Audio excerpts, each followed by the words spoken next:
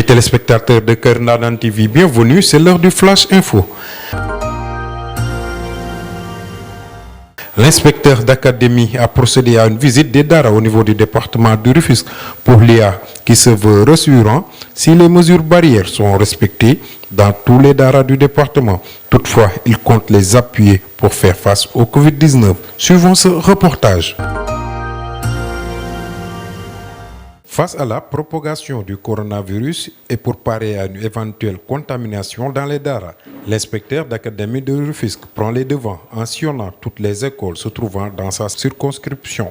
Merci beaucoup. D'abord, il faut dire que cette tournée s'inscrit en droite ligne de la première que j'ai effectuée il y a presque un mois. C'était le 18 décembre dans 5 Daara traditionnels, franco-arabes et modernes.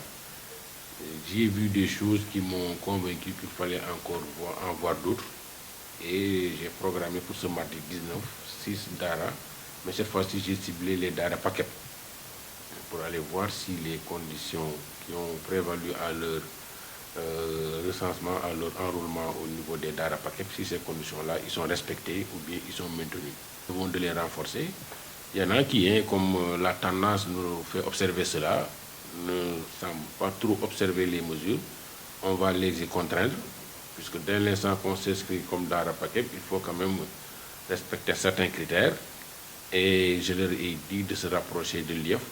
Même si certains ont émis le souhait de fermer les écoles, pour l'IA de Rufisque, cette fermeture n'est pas à l'ordre du jour. Ce n'est pas à l'ordre du jour.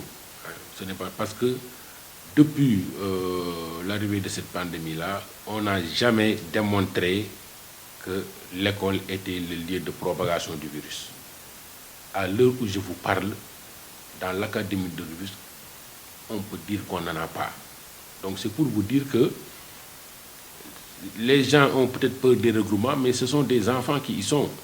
Et qui sont des enfants qui sont les moins vulnérables à la maladie. Et jusque-là, nous tenons, et vraiment la fermeture de l'école n'est pas à l'ordre du jour. Nous sommes en train, d'ailleurs, à l'heure où je vous parle, de préparer nos compositions un peu en respectant bien entendu les mesures barrières, en limitant un peu les réunions et tout ça. Nous mettons le cap sur les compositions dans une première étape, mais aussi vers les autres compositions du deuxième trimestre pour l'élémentaire, du troisième ensuite les compositions du deuxième semestre. A signaler qu'aucun cas de Covid-19 n'est enregistré dans les écoles du département, selon l'inspecteur d'académie de Rufisque, depuis le début de la pandémie. Mesdames et messieurs, à présent, l'actualité nationale sous forme de brève avec Aïssatou Sissoko. Le couvre-feu reste maintenu dans les régions de Dakar et Thiès de 21h à 5h du matin.